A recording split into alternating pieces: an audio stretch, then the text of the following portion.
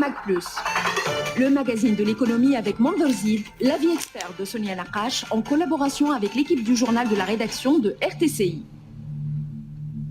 Deuxième partie de ce magazine de l'économie consacrée à rencontre, quatrième rencontre méditerranéenne des ressources humaines, quatrième édition.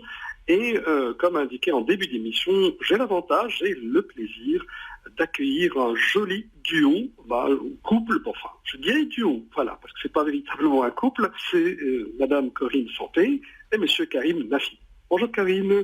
Bonjour Monder. Bonjour Karim. Bonjour Corinne. Je vais m'adresser tout d'abord à Karim. Alors il y a Karim et Corinne, voilà, pour ne pas nous tromper. Normalement, je dois commencer avec Corinne, honneur aux dames. Mais bon, je vais faire une petite digression et commencer par Karim. Qu'est-ce que le design thinking, Karim? Pour essayer de résumer et expliquer de manière très simple aux auditeurs, eh bien, le design thinking est une méthodologie d'intelligence collective pratiquée depuis très longtemps dans le monde du design et qui a été adaptée pour adresser les défis de l'entreprise d'une manière simple, efficace et surtout à coût réduit. Elle s'appuie sur plusieurs piliers: pluridisciplinarité et multiculturalité des équipes, processus de travail structurant et souple, place de travail aménagée pour être agréable et inspirante. Le résultat, bien évidemment, d'un atelier design thinking sera en fonction de plusieurs choses. La première chose sera la préparation du défi à résoudre, la qualité du coaching des équipes, et puis le temps accordé à l'itération. Tiens, voilà plutôt un terme qui est plus ou moins barbare, et que, avec quelques mots très simples, Karim vient de les démythifier. Là, n'oublions pas que nous sommes dans un événement qui s'adresse aux RH, ce sont les rencontres des ressources humaines. Et là, que vient faire le design thinking concrètement, qu'est-ce qu'il fait? Quel est le lien avec le métier de RH? Et là, je m'adresse à Corinne. Effectivement, de prime abord, RH, design thinking, on ne voit pas trop le sujet.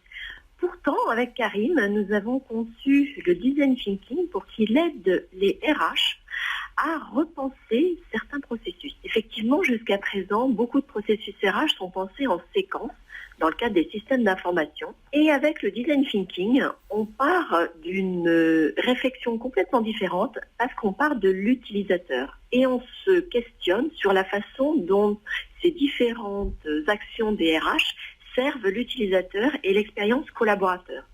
Donc on est à la fois sur une acculturation et sur une implication et motivation des parties prenantes. Et puis concrètement, ça résout et ça permet de faire évoluer des problématiques tout à fait concrètes, telles que la formation, le onboarding, les parcours de mobilité, mais aussi l'évaluation de la performance et de la rémunération en mettant des personnes autour de la table et par rapport à leur expérience et leur savoir, elles permettent de co-construire ces processus RH pour être beaucoup plus efficaces et ancrés dans la réalité. Donc en fait, les RH sortent de leur réflexion en chambre pour aller de façon horizontale vers les autres acteurs de l'entreprise et construire des réponses RH et des services qui concernent tout un chacun et surtout qui impliquent tout un chacun. Alors sur cette responsabilisation, on est aussi, outre les RH, vous savez, elles ont la responsabilité aussi du type de management et de l'équipe. Et cette année, à MED des RH, il y avait le sujet du management augmenté. Et le design thinking permet sur ce sujet de revoir des managements et des formes de management différenciées, avec du management participatif, mais aussi du management qui anime des communautés. Donc à ce titre, le design thinking est vraiment une méthodologie active qui sert les intérêts et les sujets problématiques RH. Et bien voilà, encore plus simplement, pour moi, les idées deviennent beaucoup plus claires. J'espère que c'est le cas aussi pour nos auditeurs. Ma question est la suivante. Pourquoi inventer la roue inventer la roue? Là, je vois Karim qui sourit, qui rit, puisque la collaboration se fait à travers des modèles bien éprouvés. Donc la question, c'est de dire que va apporter le design thinking de plus? Karim qui va me répondre. D'abord, je voudrais te rassurer, Monzer. Il n'est pas du tout question de casser un modèle pour en mettre un autre. Pas du tout. Notre but n'est pas d'éliminer les autres approches, mais tout simplement de les compléter et de les enrichir. D'arriver à orchestrer le travail des équipes pour le rendre plus efficace, plus engageant et surtout plus agréable. car toutes les parties prenantes sont impliquées et écoutées dès le début du processus, et l'itération permet d'améliorer le résultat à chaque cycle.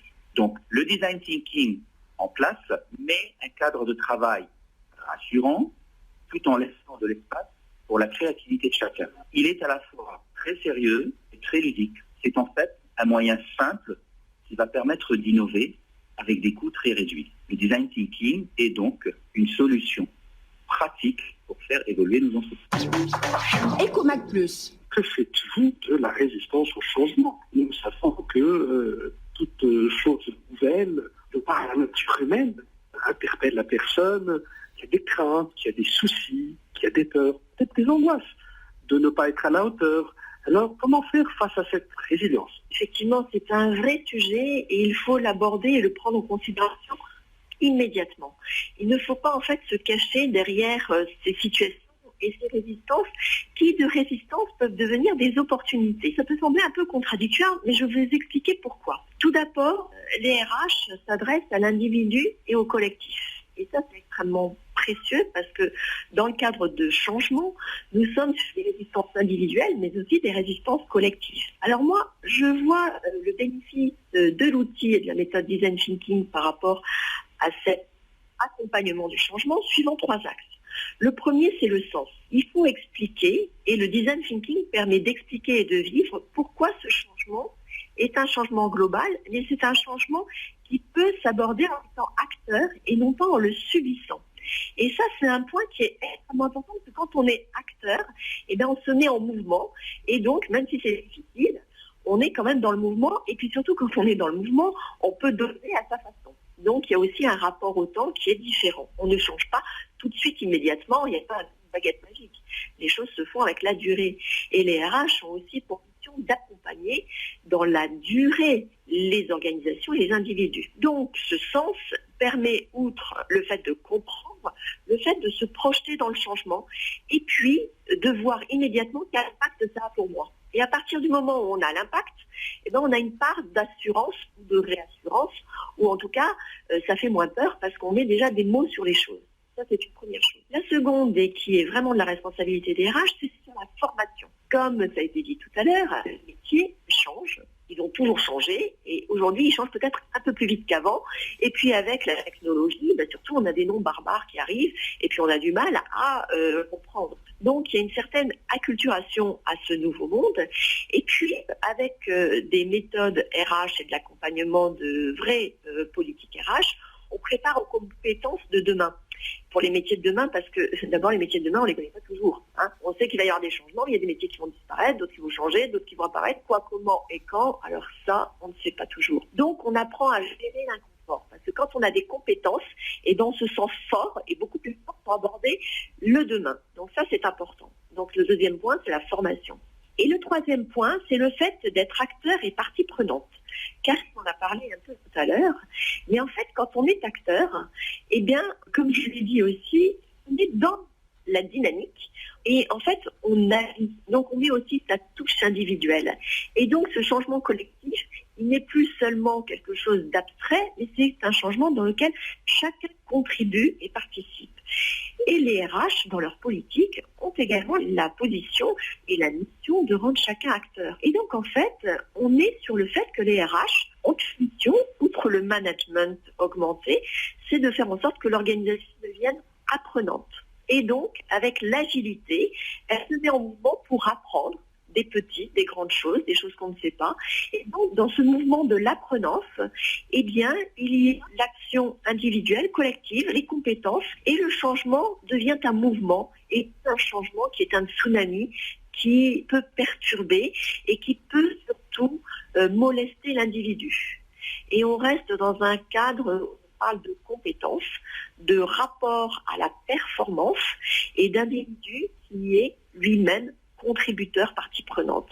Et le design thinking, c'est tout cela, parce que tout un chacun construit la solution, sachant que l'action est une solution qui elle-même est en mouvement par l'itération. Voilà le point de vue sur la conduite du changement par rapport au RH et au design thinking. Très bien, voilà. est encore une fois clair, limpide, précis. On doit tout cela à Corinne Santé. Alors Karim, peut-être un peu le dernier mot avant de conclure cette intervention un peu courte, mais c'est vrai que la prochaine fois, je vous inviterai pour faire toute l'émission avec moi, si vous le voulez bien. Alors Karim, un dernier. D'abord, je souhaite vous remercier, Monder, de cette occasion absolument extraordinaire de parler aux auditeurs, de partager ce que j'ai connu, appris et vécu, et d'en faire profiter le plus grand nombre de possible de personnes. J'ai été passionné personnellement par le design thinking parce que c'est du bon sens. Il n'y a rien de plus qui pourrait terminer qu'une simple phrase. Merci beaucoup, et bon, la chose la mieux partagée au nord de Karim. On vous remercie pour cette intervention, belle intervention. Merci Corinne, merci Karim, et puis certainement à très très bientôt. Voilà notre émission touche à sa fin. Je vous laisse avec la suite des programmes de RTCI. Ecomac Plus, le magazine de l'économie avec Monde